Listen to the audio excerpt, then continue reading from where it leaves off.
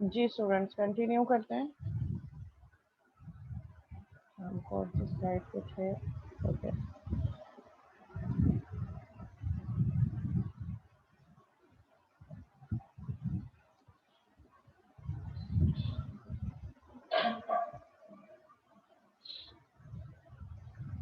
ठीक है, यहाँ पे है कि कोऑर्डिनेशन एंड कम्युनिकेशन इश्यूज।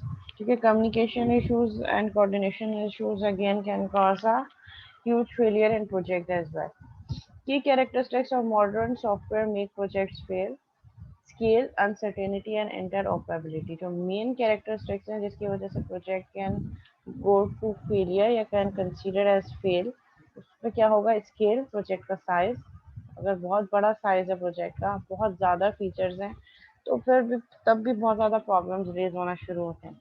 ज़ाहिर है, जो फीचर्स बहुत ज़्यादा हैं उसको कंप्लीट करने में टाइम ज़्यादा लगेगा, रिसोर्सेज ज़्यादा चाहिए होंगे, उनके बीच में जितनी ज़्यादा रिसोर्सेज अगेन जैसे जैसे लोग बढ़ते जाएंगे उनको मैनेज करना मुश्किल होगा।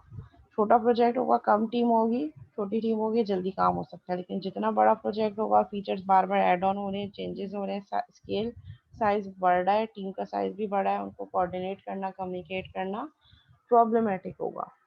अनसर्टेनिटी बहुत ज़्यादा है।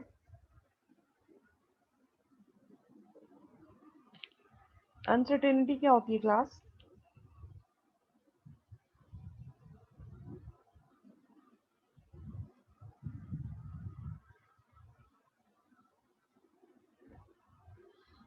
जी क्लास, अनसर्टेनिटी क्या होगी?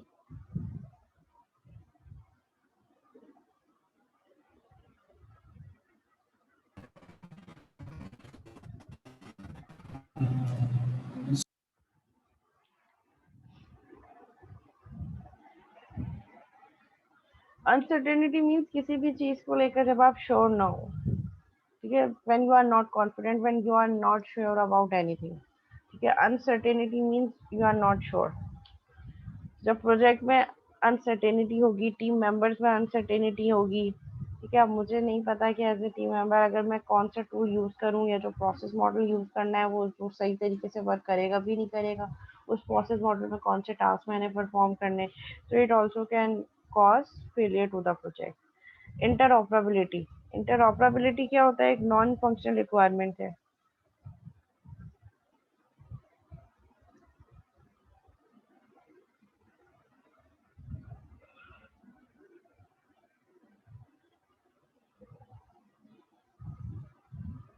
जी क्लास, इंटरऑपरेबिलिटी क्या होती है?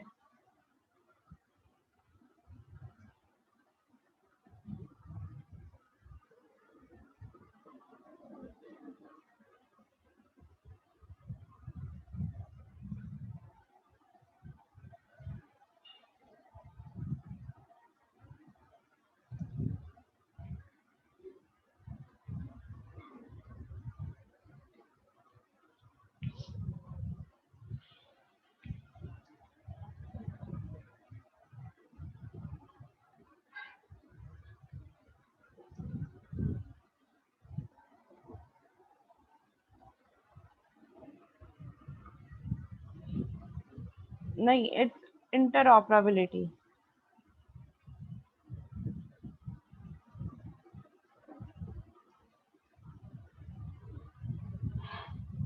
इंटरऑपरेबिलिटी इज दैट कि जब मेरी एप्लीकेशन को मल्टीपल प्लेटफॉर्म्स पे रन होना होगा, so that is called interoperability. Interoperability means जब हम कह रहे हैं कि उसमें मल्टीपल प्लेटफॉर्म पे चलना है। लेट सपोज मैं कह रही हूँ कि लिनक्स पे भी चल जाए, मोबाइल पे भी चल जाए, मेरे एंड्रॉयड पे भी चले और ब्राउज़र पे भी चले, डिफरेंट ब्राउज़र पे भी चले। So this all comes under interoperability. Interoperability means communication among the different components for running the application. ठीक है, लेट सपोज मैंने उसकी एक एपीआई बना दी। अब वो एपीआई हर नेटवर्क पे कौन कौन से हार्डवेयर पे चल रही है, कौन कौन से सॉफ्टवेयर पे चल रही है, कौन कौन कौन से विंडो इंस्टॉल होना जरूरी है, दैट इज इंटरऑपरेबिलिटी। अगर मैं उसको लिमिट कर दूं कि बस ये सिर्फ लिनक्स पे ही चलेगी, it means it's not interoperable. ठीक है, वो मैं मुझे पता है कि ये लिनक्स पे ही चलेगी, मुझे लिनक्स, लेकिन मैं कह रही हूँ कि विंडोज पे भी चलेगी, लिनक्स पे भी चलेगी, आपके एंड्रॉयड पे भी चलेगी। इट मीन्स कि फिर अगर कोई ऐसी एप्लीकेशन है, जो आजकल यूजुअली ऐसी एप्लीकेशन ही बनी है जिसमें interoperability is the main important factor. So interoperability is that कि आपकी एप्लीकेशन बनने के बाद मल्टीपल प्लेटफॉर्म्स पे चलेगी। मल्टीपल प्लेटफॉर्म्स मीन्स विंडोज भी हो सकती है आपके पास, हाइब्रिड मोड पे भी चल सकता है, लिनक्स पे भी चलेगा, मोबाइल एंड्रॉयड पे भी चलेगा। ठीक है, डिफरेंट डिफरेंट जो है वो ऑपरेटिंग सिस्टम पे रन हो सके और डिफरेंट ब्राउजर्स पे भी चल सके, और आपके पास जो है मतलब हर चीज़ पे डिफरेंट प्लेटफॉर्म से वो रन कर सके। जो भी प्लेटफॉर्म उसको मिले वो उसके अकॉर्डिंगली अपने आप को एकोमोडेट कर ले और प्रॉपर चलना स्टार्ट हो, मीन्स लिमिटेशन ना हो। सो अगर कोई ऐसी एप्लीकेशन है, जो आजकल यूजुअली ऐसी ही एप्लीकेशन बन रही हैं, तो फिर उसके लिए भी आपको बहुत ज़्यादा काम करना पड़ेगा। ठीक है, communication among the different components के डिफरेंट कंपोनेंट्स आपस में एक दूसरे पर कंपैटिबिलिटी पे बहुत ज़्यादा फोकस करना पड़ेगा आपको, कि डिफरेंट जो कंपोनेंट्स हैं वो आपस में कैसे जो है वो इंटीग्रेशन कर रहे हैं, आपस में इंटीग्रेट कैसे कर रहे हैं, कम्युनिकेट कैसे कर रहे हैं। तो ये चीज़ आपको देखनी पड़ेगी। To better ensure success, establish effective methods for coordinating the people who do the work and establish methods of formal and information communication among team members. ठीक है, उनके बीच में जो है कम्युनिकेशन गैप को कम करने की कोशिश करें, टीम के बीच में उनको अथॉरिटी दें, आपस में कोऑर्डिनेट कर सकें, आपस में एक दूसरे से बातचीत कर सकें, कुछ लेवल तक उनको डिसीजन मेकिंग कैपेबिलिटीज भी दें। ठीक है, ये हमारे पास ग्रुप डायनामिक्स है, एक स्टडीज के बाद जो है वो पब्लिश किए बी टकमैन ने 1965 में, और फिर बाद में वो लेटर अपडेट हो गए 1977 में, जिसमें हमारे पास 4 स्टेज मॉडल गिवन है। 4 stage model is forming, storming, norming and performing. के जब हम टीम बना रहे हैं, टीम बनाने के बाद वो टीम कैसे परफॉर्म कर रही है, उसके डिफरेंट स्टेजेस हैं। First one is forming, second storming, norming and performing. Forming में क्या होगा, सिंगल अथॉरिटी होगी। सिंगल अथॉरिटी मीन्स कि आपको पहले से सारे रूल्स, टास्क, सब चीज़ें पता हैं टीम को, बस उन्होंने उसको उस डायरेक्शन में फॉलो करना, मीन्स एक गाइडेंस उनको प्रोवाइडेड है। Group members rely on safe, patterned behavior and look to the group leader for guidance and direction. Means they all rely on the group member, और प्रोजेक्ट मैनेजर भी आप उसको कह सकते हैं या लीडर भी कह सकते हैं। ठीक है, जो लीड फ्रॉम द फ्रंट कर रहा है। अब उसको सारे रोल कौन बता रहा होगा, उसको सारे रोल बता रहे होगा आपकी कौन, अपर लेवल मैनेजमेंट। ठीक है, अपर लेवल मैनेजमेंट ने सारे रोल उसको बता दिया, वो लीडर अपनी टीम को बता रहा है और टीम उसी पे रिलाई कर रही है, उसी पे फोकस कर रही है कि हमें नेक्स्ट गाइडलाइन, नेक्स्ट डायरेक्शन वही देगा। Impressions are gathered and similarities and differences are noted. इस केस में क्या होगा हमारे पास, इस केस में हमारे पास क्या होगा कि हम एक इम्प्रेशन ले लेंगे, मतलब हर किसी से उसके कंसेंसस ले लेंगे टीम में, और जो सिमिलैरिटीज होंगी, जो कॉमन सबके होगा, उसको हम कंसीडर करेंगे, और जो डिफरेंसेस होंगे उसको भी नोट कर लेंगे कि कौन कौन से प्रोजेक्ट मेंबर्स हैं, सबकी ओपिनियन ले लेंगे, और उसके बीच में जो कॉमन, जो ज़्यादा कॉमन होगा उसको हम कंसीडर कर सकते हैं। Serious topics and feelings are avoided. यहाँ पे जो बहुत सीरियस टॉपिक्स होंगे या कुछ ऐसी चीज़ें जो लग रहा है कि फ्रस्ट्रेशन कॉज कर सकते हैं, हम उसको, और यहाँ पे पर्सनल फीलिंग्स को भी अवॉइड कर रहे होंगे। ठीक है, हम ये नहीं देख रहे होंगे कि मेरा टीम मेंबर सेंसिटिव है तो उसके अकॉर्डिंगली हम फीलिंग्स को कंसीडर नहीं कर रहे इस डायनेमिक में, इस स्टेज ऑफ ग्रुप डायनेमिक में। To grow, members must relinquish the comfort of non-threatening topics and risk the possibility of conflict. ठीक है, इसमें हमें किस तरीके से ग्रो करना है कि जो हमारे मेंबर्स हैं वो आपस में कैसे कंफर्ट करें कि हम कोई ऐसे टॉपिक्स पे बात ना करें, मीन्स कोई पॉलिटिकल इशू पे बात ना हो जिसपे जो है वो कोई इशू क्रिएट हो सकता है, एंड मैनेजमेंट से रिलेटेड कोई डिस्कशन ना हो। तो ये ग्रुप ऐसे है जिसमें हम पर्सनल और ऐसे अदर फैक्टर, जो एनवायरमेंटल फैक्टर्स है, उसमें हम इतना ज़्यादा नहीं कम्युनिकेट करेंगे जिसपे चांसेस ऑफ प्रॉब्लम या चांसेस ऑफ जो है वो कॉन्फ्लिक्ट आ सके। ठीक है, पॉलिटिकल इशू पे बात नहीं करेंगे, क्योंकि ये कुछ ऐसे इश्यूज हैं कि जिस पे जब बंदा बात कर रहा हो तो फिर बहुत ज़्यादा इमोशनल भी हो जाता है, फिर उसमें आपकी फीलिंग्स भी आ जाती हैं, आपकी पर्सनल लाइकनेस और डिसलाइकनेस भी आ जाती है, तो आप ऐसी सारी चीज़ों को अवॉइड कर रहे होंगे। Next one is storming. Storming में हमारे पास क्या होगा, इसमें हमें क्या होगा, पहले से पता होगा कि टीम कैसे डिसीजंस ले रही है, लाइक हमने कुछ अथॉरिटी टीम्स को दे दी है कि how team can take decisions. अब यहाँ पे जब हमने टीम को डिसीजन मेकिंग कैपेबिलिटी दी है,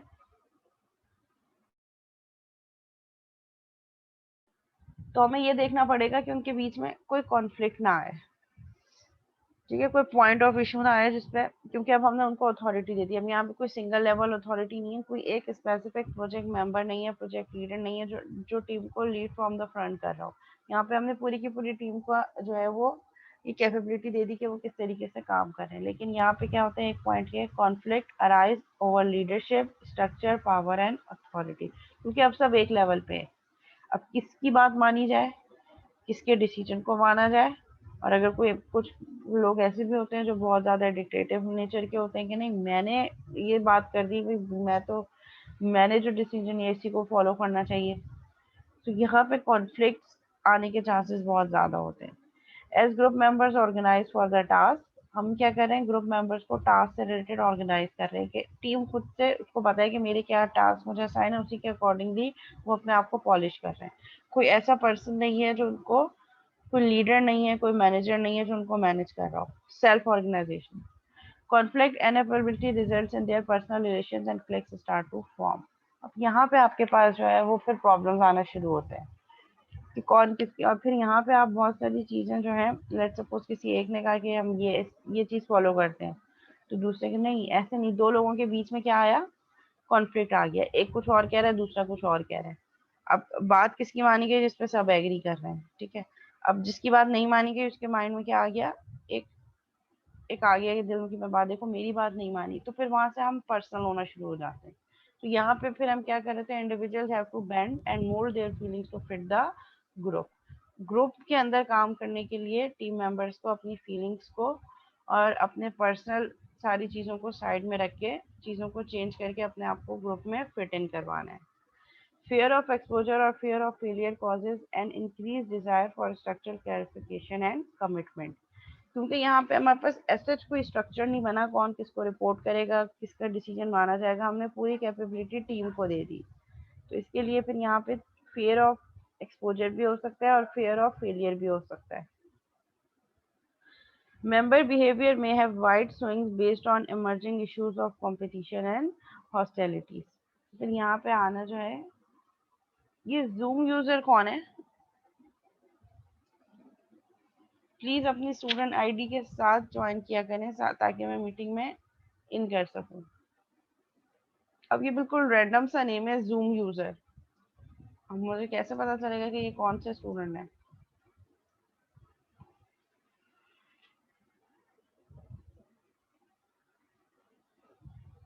ठीक है, अब यहाँ पे भी ये होगा क्योंकि ऐसे है कि कुछ लोगों की अपनी अपनी नेचर होती है ना, हर कोई अपने नेचर के अकॉर्डिंगली बिहेव कर रहा होगा।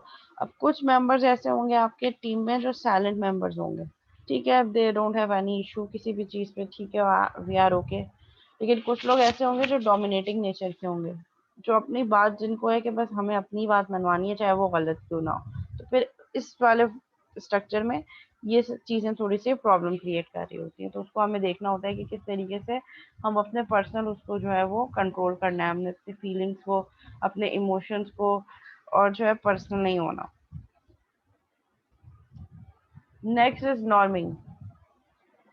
नॉर्मिंग में क्या होगा, members engage in active acknowledgement of all members contributions, community building and solving of group issues. Like यहाँ पे हम ग्रुप में काम कर रहे होंगे, लाइक हम यहाँ पे कह रहे होंगे कि हमारे बीच में कोई कॉन्फ्लिक्ट नहीं है, कोई कंपटीशन नहीं है, हमने एज ए टीम काम करना है और इक्वल कंसेंसस पे काम करना है। लाइक जो सबका डिसीजन होगा उस पर सब एग्री कर रहे होंगे। Members are willing to change their preconceived ideas और opinions based on fact presented by the group. यानी कि जो ग्रुप, यहाँ पे हम अगेन कोई सिंगल अथॉरिटी की बात नहीं कर रहे, जैसे स्टॉर्मिंग फॉर्मिंग में तो एक ही बंदा था, स्टॉर्मिंग में हमने कहा कि हमने टीम को ये एबिलिटी दे दी कि आप खुद करें। नॉर्मिंग में हम क्या कह रहे हैं कि हम टीम को तो दे रहे हैं डिसीजन मेकिंग कैपेबिलिटी, लेकिन वो एज अ ग्रुप काम करे। मीन्स हम कह रहे हैं कि यूनानिमसली अगर कोई डिसीजन लिया जाता है जिसपे 60-80-40 या 80-20, तो फिर हम 80% वाले की बात मानेंगे, तो जो जिसके सबके कंसेंसस हो। Leadership is shared, active listening अगर एंड क्लिक्स डिसॉल्व। इस फेज में हमारे पास क्या होगा, इस फेज में हमारे पास ये होगा कि हम लीडरशिप को शेयर कर रहे हैं। हम ये नहीं कह रहे कि कोई एक पर्सन है जो डिसीजन ले रहा है, ना हम ये कह रहे हैं कि हमने शेयर्ड अथॉरिटी दी है इसमें। क्योंकि हम ग्रुप में काम कर रहे हैं, ग्रुप में सब एक दूसरे से जिसको हमने बता दिया कि आप सबके रोल्स इक्वल हैं, किसी एक की चीज को हम इम्पोर्टेंस नहीं देंगे, आप ग्रुप में कम्युनिकेट करें और जो डिसीजन पूरा का पूरा ग्रुप लेगा वो ही कंसिडर होगा। Members begin to identify with one another, which leads to a level of trust in their personal relations and contribution to cohesion. ठीक है, यहाँ पे मेंबर्स क्या कर रहे होंगे, हम उनको पहले ही फैसिलिटेट कर रहे थे कि वो एक दूसरे से कम्युनिकेट करें ताकि उनका आपस में बॉन्ड स्ट्रांग हो। Members begin to experience a sense of group belonging. ठीक है, हम ये नहीं कह रहे कि we are leading the group, हम कह रहे हैं we are belonging to the group. यहाँ पे मेंबर्स की ये ऑब्जेक्टिव नहीं होगा कि हमें इस ग्रुप को लीड करना है, कोई ग्रुप लीडर नहीं होगा इसमें ना, लीडर के हम कोई वो दे ही नहीं रहे किसी। और क्या कह रहे हैं कि we are belong to a group. Last one is performing. Performing क्या है हमारे पास, मेंबर्स कैन वर्क इंडिपेंडेंटली। यहाँ पे हमने क्या कर दिया, हमने इंडिपेंडेंटली उनको दे दिया कि आप अपने अपने बेसिस पे जो है वो काम करें। ठीक है, जिसका लेकिन मेन ऑब्जेक्टिव सबको पता होना चाहिए। Members can work independently in subgroups or all together with equal ability and success. ठीक है, विद इन अ ग्रुप भी कम्युनिकेट कर सकते हैं और अगर कोई और ग्रुप है वहां भी कम्युनिकेट कर सकते हैं। The group is most productive, members become self assuring and the need for group approval is past. ठीक है, वो कह रहे हैं कि अब उनकी सेल्फ अश्योरेंस है, अब हम ये नहीं कह रहे कि ग्रुप अप्रूवल रिक्वायर्ड है या नहीं है, ये अब पुरानी कहानी हो गई कि अप्रूवल चाहिए ग्रुप का। ये कुछ परफॉर्मिंग क्या कह रहा है कि हमने अपनी इंडिविजुअल बेसिस पे काम करना है और हमने फैसिलिटेट करना है अपने ग्रुप मेंबर्स को, सो दैट वो अपनी प्रोडक्टिविटी को बढ़ाने के लिए जो काम करना चाहे हम उनको वो चीज़ें फैसिलिटेट करें।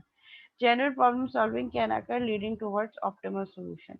अब जब मुझे अथॉरिटी मिल गई है, मुझे अश्योरेंस मिल गई है कि ये चीज़ मुझ पर डिपेंडेंट है, तो मैं हर हाल पे कोशिश करूंगी कि मैं उसको बेटर से बेटर कर सकूं, क्योंकि अब डिपेंडेंसी मेरे ऊपर है। ठीक है, तो यहाँ पे हम क्या करते हैं, यहाँ पे हम जो है वो ग्रुप मेंबर्स को बहुत ज़्यादा फैसिलिटेट कर रहे होते हैं और उनको हम सेल्फ सेल्फ अश्योरेंस दे रहे होते हैं। ठीक है, जिसकी बेसिस पे उनकी अपनी प्रोडक्टिविटी इंप्रूव होती है। तो ये कुछ ग्रुप डायनेमिक्स थे जो डिफरेंट ऑर्गेनाइजेशन में फॉलो हो रहे होते हैं। ये पीपल वाला फैक्टर हमारा कंप्लीट हो गया। Next factor is product. Product क्या है, the scope of the software development must be established and bounded. कह रहे हैं सबसे पहले आपने अपने स्कोप को आइडेंटिफाई करना है और उसको फिक्स करना है, मीन्स उसकी बाउंड्री डिफाइन कर देनी है कि हम क्या चीज़ें सिस्टम के अंदर बनाएंगे और क्या चीज़ें नहीं बनाएंगे। ठीक है, कॉन्टेक्स्ट आइडेंटिफाई करना है, how does the software to be build fit into a larger system. हम जो सॉफ्टवेयर बना रहे हैं वो हमारी लार्जर सॉफ्टवेयर कम्युनिटी में कैसे एग्जिस्ट करेगा, उसकी रिक्वायरमेंट क्या है, बिजनेस नीड क्या है, and what constraints are imposed as a result of the context. और क्या क्या हम उसको इम्प्लीमेंट करने के लिए हमें क्या क्या कंस्ट्रेंट्स आ सकते हैं। So actual context is that कि हम किस कॉन्टेक्स्ट में बात कर रहे हैं, एप्लीकेशन जो बनाने जा रहे हैं क्यों बना रहे हैं, एग्जिस्टिंग सिस्टम की क्या लिमिटेशंस हैं, बिजनेस रिक्वायरमेंट क्या है, क्या कोई मार्केट डिमांड है, in order to stay competitive in the market हम उसकी बेसिस पे हम ये एप्लीकेशन बना रहे हैं, और बनाते वक्त क्या क्या कंस्ट्रेंट आ सकते हैं वो सब चीज़ें कॉन्टेक्स्ट के अंदर आ रही होती हैं। Information objectives. इंफॉर्मेशन ऑब्जेक्टिव्स हमें क्या कह रहा है, बस customer visible data objects are produced as output from the software. Information objectives हम ये बता रहे हैं कि वर्किंग डिलीवरेबल क्या होंगे। वर्किंग डिलीवरेबल मीन्स ऐसे कौन सी चीज़ें हैं जो बना के हम कस्टमर के हैंड ओवर करे होंगे जिसको कस्टमर व्यू कर सकते हैं। अगर हमने कोई प्रोटोटाइपिंग बनाई है, हमने सिस्टम डिज़ाइन तो अगर बनाया है तो उसको आपका customer as it is view नहीं कर सकता। अगर आपने कोई सिस्टम के आर्किटेक्चरल डायग्राम बनाई है उसको व्यू कर सकता है, बट वो उसके लिए यूजेबल नहीं है सच। Customer visible data is that कि ऐसी चीज़ कोई एक फीचर बना के उसको दे दिया, लॉग इन रजिस्ट्रेशन और होम पेज, तो वो उस पर काम कर सकता है, उसको यूज़ कर सकता है। So that is customer visible data या वर्किंग प्रोडक्ट। तो उसकी information and function and performance, हमारी एप्लीकेशन में कौन कौन से फंक्शन हमने परफॉर्म करने, यानी कि function and non functional requirements की लिस्ट डाउन। सिंपल ये पॉइंट ये क्या है, performance is a factor non functional requirements के अंदर आता है। Software project scope must be unambiguous. Unambiguous means किसी भी चीज़ को से रिलेटेड कोई कॉन्फ्लिक्ट ना हो, कुछ कंफ्यूजन ना हो। Each and everything should be clear, हमें पता हो कि हमने क्या चीज़ करनी है और क्या चीज़ नहीं करनी, and understandable at both the managerial and technical level. Management को भी पता हो और जो टेक्निकल एंड पे लोअर लेवल जो डेवलपर कोडर टेस्टर हो उनको भी पता हो कि हमने क्या चीज़ करनी है। Each and everything already should be clear in the team. कोई एम्बिगिटी ना हो, कुछ कॉन्फ्लिक्ट ना हो, सबके सब एक ही पेज पे हो कि हमने क्या बनाना है, सिस्टम बाउंड्री में क्या होगा, क्या चीज़ें हैं जो आउट ऑफ स्कोप है, जो हम नहीं डिलीवर कर रहे। The product problem decomposition. Problem decomposition means हम अपने प्रॉब्लम को स्मॉल पीसेस में ब्रेक कर दें। Two major areas of problem documentation: the functionality that must be delivered, the process that will be used to deliver it. अब वो कह रहे हैं कि हमारे पास दो मेजर एरियाज हैं जिसमें हम प्रॉब्लम को डिकम्पोज कर सकते हैं। एक तो ये कि हम फंक्शनैलिटी को ब्रेक कर दें, मीन्स हम मॉड्यूल्स में ब्रेक कर दें अपनी एप्लीकेशन को इन टर्म्स ऑफ फीचर्स। दूसरा क्या है, the process that will be use to deliver it. या तो हम अपने प्रोसेस को, उस सॉफ्टवेयर को डेवलप करने के लिए जो प्रोसेस यूज होगा हम उसको डिवाइड कर दें। Next is process.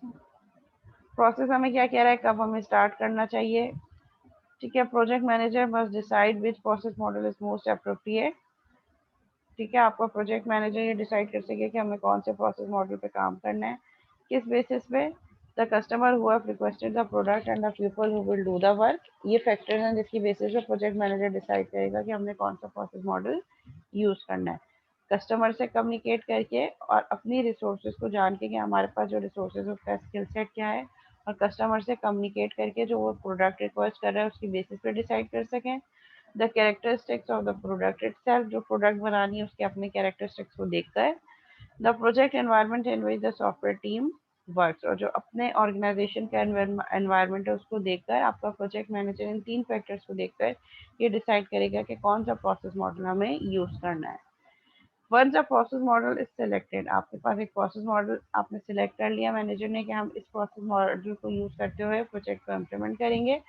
अब preliminary project plan is established. Next step क्या होगा, आपके पास प्रोजेक्ट प्लान होगा जो इनिशियल प्रोजेक्ट प्लान होगा based on the process framework activity. जो मैंने आपसे अभी प्रोजेक्ट प्लान बनाया है एमएस प्रोजेक्ट का, आपको अगर याद हो तो असाइनमेंट 1। ठीक है, जो प्रिलिमिनरी प्रोजेक्ट प्लान मैंने आपसे कहा था मीन्स इनिशियल लेवल है, जिसमें हमने फोकस किस पे किया था, बेसिक हमारे पास जो फ्रेमवर्क एक्टिविटीज थी, planning, analysis, design, coding. Process decomposition then begin, फिर उसके बाद हम अपने प्रोसेस को डिकम्पोज करते जाएंगे कि प्लानिंग में हम क्या करेंगे, एनालिसिस में। डिकम्पोज मीन हमने अपने प्रोसेस को ब्रेक कर दिया मल्टीपल और टास्क और फीचर्स में। The result is a complete plan. फिर उसके बाद जब क्या होगा, जब हमने टास्क बनाए, फिर हमने उस टास्क के सब टास्क बनाए, फिर उन सब टास्क के भी हमने फर्दर सब टास्क बनाए पॉसिबल। तो इसके रिजल्ट में क्या होगा कि हमारे पास एक प्रॉपर वर्क प्लान आ जाएगा, जो कि हमारे पास प्रोजेक्ट प्लान हम जिसको कह रहे हैं। Project planning begins as a melding of the product and the process based on the various framework activities। ठीक है, ये काम हम इस प्रोजेक्ट में करके आए हैं। Project start on the right फूट। ठीक है, हमें पता होना चाहिए कि प्रॉब्लम क्या है, हम क्यों बना रहे हैं, ऑब्जेक्टिव्स क्लियरली पता होने चाहिए, और एक अच्छी टीम उसके लिए जो रिक्वायर्ड हो हम वो स्ट्रक्चर करें। Maintain momentum throughout. Momentum team की जो है वो interest level at the end till the project complete नहीं हो जाता जब तक वो मेंटेन रहना चाहिए। Provide incentives to reduce turnover of people. ठीक है, टाइम टू टाइम मैनर में मैनेजमेंट जो है वो अप्रिशिएट करती रहे टीम मेंबर्स को, उनको डिफरेंट इंसेंटिव्स दे, बोनसेस दे, अप्रिशिएट करे, डिफरेंट अवार्ड्स और सर्टिफिकेशन ये सब चीज़ें दे। Emphasise quality in every task. Have senior management stay out of the team's way. ठीक है, सीनियर मैनेजमेंट की बार बार interaction within a team ना हो। ठीक है, उनके जो टास्क हैं, जो स्ट्रेटेजिक डिसीजन मेकिंग है वो करें, लेकिन टीम में बार बार इंटरफेरेंस ना हो, वरना फिर टीम की अपनी स्किल्स जो है वो उसकी बेसिस पे क्या होती है, वो अफेक्ट हो सकती है। प्रोग्रेस ट्रैकिंग होनी चाहिए। Make smart decisions. Conduct a postmortem analysis, ये बहुत इंपॉर्टेंट पॉइंट है। पोस्टमार्टम एनालिसिस इज दैट कि जब आपका प्रोजेक्ट कंप्लीट हो जाए, आप आइडेंटिफाई करें कि हमारे लेसन लर्न क्या क्या है, हमने इस प्रोजेक्ट से कौन कौन से लेसन लर्न किए, कहाँ कहाँ प्रॉब्लम आई, हमने स्केड्यूल कितना फॉलो किया, प्लान कितना किया था, एक्चुअल में डिफरेंस कितना आया, डिफरेंट मेट्रिसेस कौन कौन सी यूज़ किए, मेट्रिक्स का रिजल्ट क्या है, कितने डिफेक्ट्स आइडेंटिफाई हुए। ठीक है, ये सारी चीज़ें पोस्टमार्टम एनालिसिस, जब एक प्रोजेक्ट कंप्लीट हो गया तो फिर उसके बाद हम उसका एनालिसिस कर रहे हैं कि हमारा जो प्लान दिया था वो कितना परसेंट फॉलो हुआ। इन सब चीज़ों के बेसिस पे हम एक पोस्टमार्टम एनालिसिस कर रहे हैं।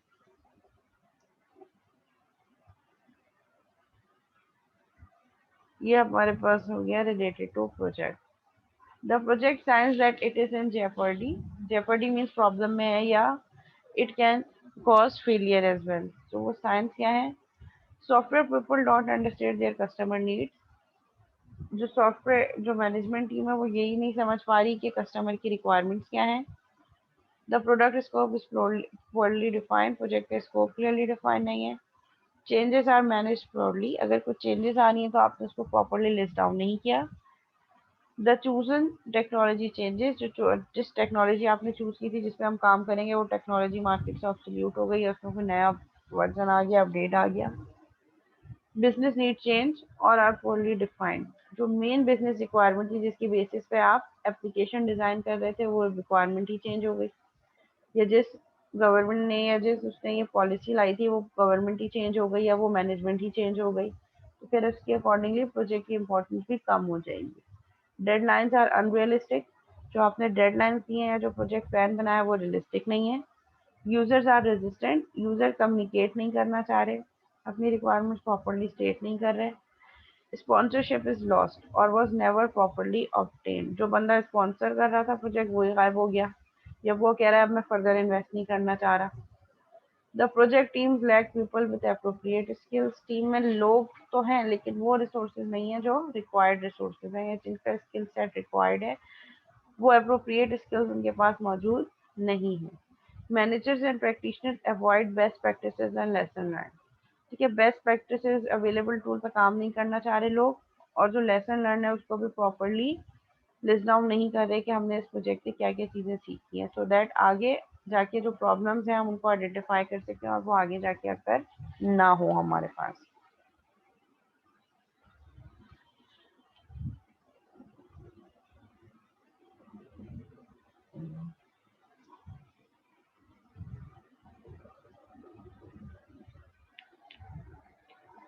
अच्छा, मैं पहले लास्ट एक स्लाइड देख लेते हैं, उसके बाद फिर ये मैनेजमेंट वाला पढ़ेंगे। मे बी आपको थोड़ा सा इंटरेस्टिंग हो शायद।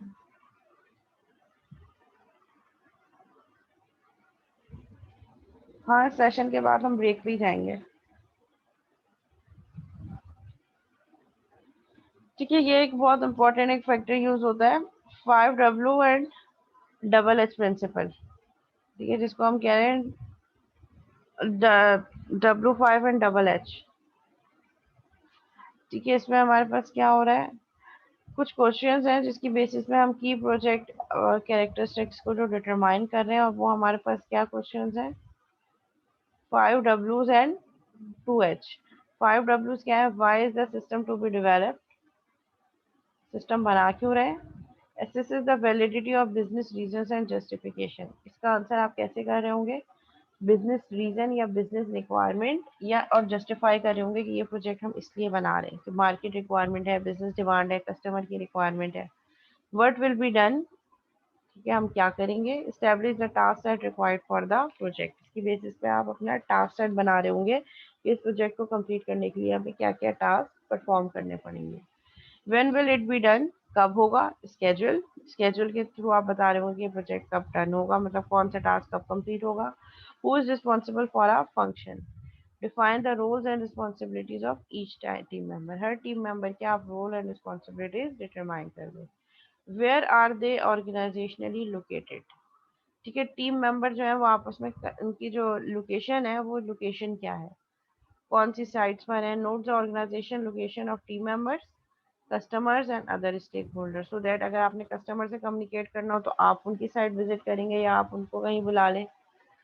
ठीक है, या आपने वीडियो कॉन्फ्रेंसिंग के थ्रू दे कैन कम्युनिकेट, या एक ही जगह पे सब बैठे हैं। पॉसिबल नहीं है कि सब टीम मेंबर्स तो एक जगह बैठ सकते हैं लेकिन कस्टमर और अदर स्टेक होल्डर सब एक ही जगह एक ही ऑफिस में बैठे, इट्स नॉट मैंडेटरी, तो फिर उनके बीच में कम्युनिकेशन किसकी करनी होगी, इसलिए ये क्वेश्चन पूछा जाता है। How will the job be done technically and managerially, ठीक है, काम कैसे परफॉर्म होगा, टेक्निकली भी चीज़ों को कैसे करना है और मैनेजमेंट कैसे करनी है। Establish the management and technical strategy for the project. How much of each resource is needed? ठीक है, कि हर रिसोर्स ने कितना कितना काम करना है, तो उसकी बेसिस पे आप क्या बता रहे होंगे, establish estimates based on the answers to the previous question. तो प्रीवियस क्वेश्चन और आंसर की बेसिस पे आप डिटरमाइन कर सकते हैं कि हर रिसोर्स ने कितना काम परफॉर्म करना है। ये हमारे पास 5W एंड 2H वाला प्रिंसिपल है जो प्रोजेक्ट के लिए यूज हो रहा होता है। अब मैं अटेंडेंस ले लेती हूँ, फिर उसके बाद हम सॉफ्टवेयर प्रोजेक्ट मैनेजमेंट थोड़ा सा डिस्कस करेंगे।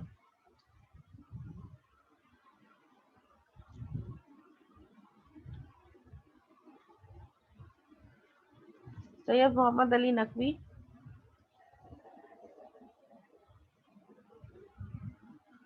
ओके। फवाद महमूद सिद्दीकी,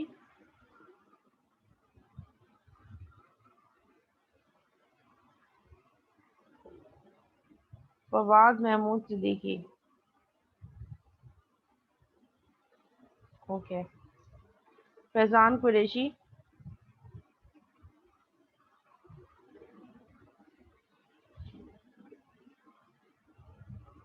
फैजान कुरैशी। मोहम्मद हसान अहमद, मोहम्मद हसान अहमद। शाहजेब अजहर, शाहजेब अजहर। अब्दुल हादी,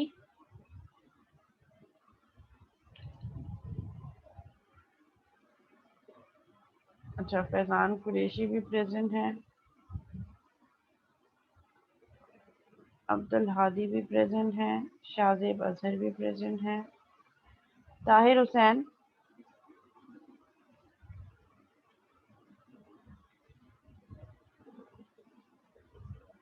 सैफुल्लाह अब्दुल सत्तार, सैफुल्लाह अब्दुल सत्तार। मोहम्मद साद,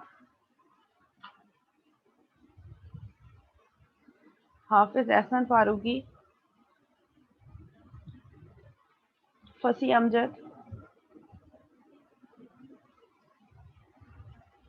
मोहम्मद फहद, मोहम्मद फहद। सबीन जफर,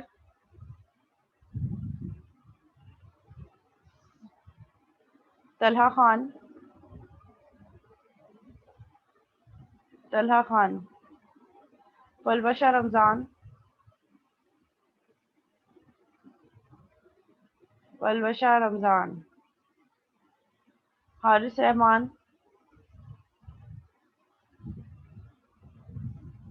हारिस रहमान। मुबश्शिर अहमद खान,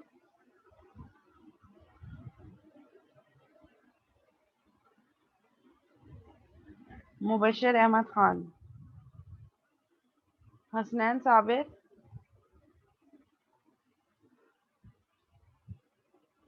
मलिया खान,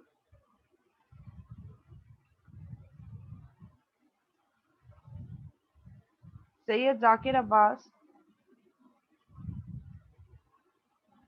नीहा आसिफ,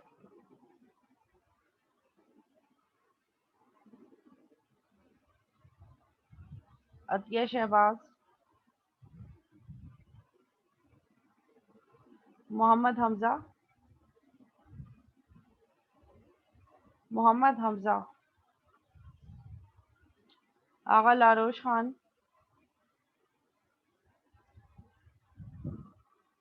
उबैद खान,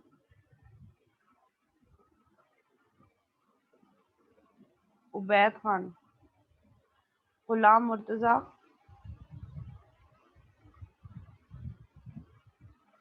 गुलाम मुर्तज़ा। SM Ghazi,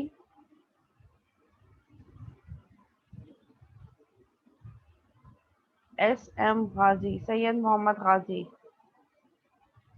Syed Mohammad Raza, Syed Mohammad Raza,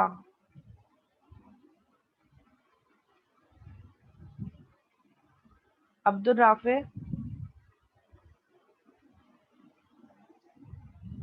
Abdul Rafe, okay. खान कैसर,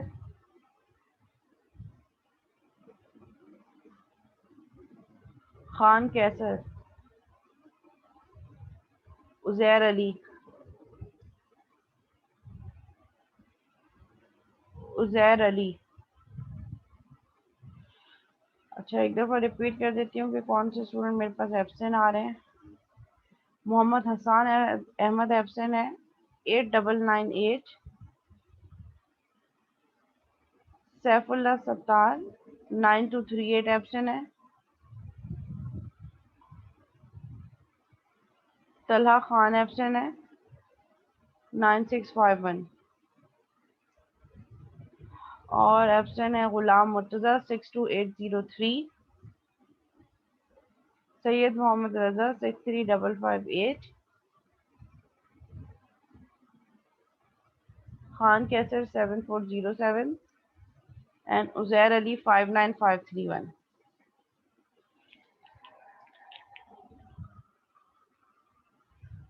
बेटा वेडनेसडे वाली क्लास तो ऑन कैंपस ही होती है ना। लास्ट टाइम मिड से पहले भी ऑन कैंपस हुई थी, मिड भी कैंपस में हुआ था। अब जो वेडनेसडे वाली क्लास है हमारी वो ऑन कैंपस ही होगी। अब देखना पड़ेगा कि ये मंडे वाली क्लास ऑन कैंपस होती है या कब होती है। वेडनेसडे वाला सेशन तो ऑन कैंपस ही होगा।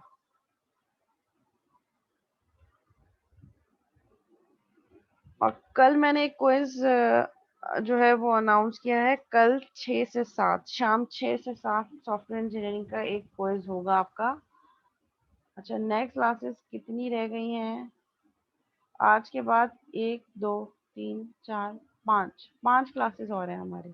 मतलब ये have 3 weeks more. 3 weeks means 6 classes. आज की मिला के हमारे पास टोटल 6 क्लासेस और हैं। अगर आज की हटा दें तो आज के बाद 5 रह जाएंगी। अगर 26 जुलाई से पेपर स्टार्ट हो रहे हैं फाइनल तो।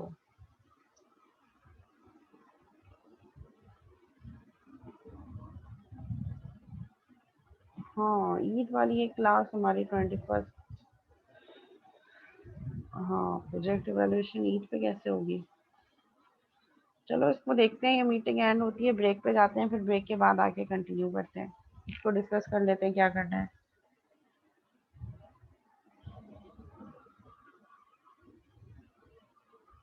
ब्रेक पे जा रहे हैं। 20 मिनट्स की ब्रेक के बाद 10:30 पे दोबारा स्टार्ट करेंगे।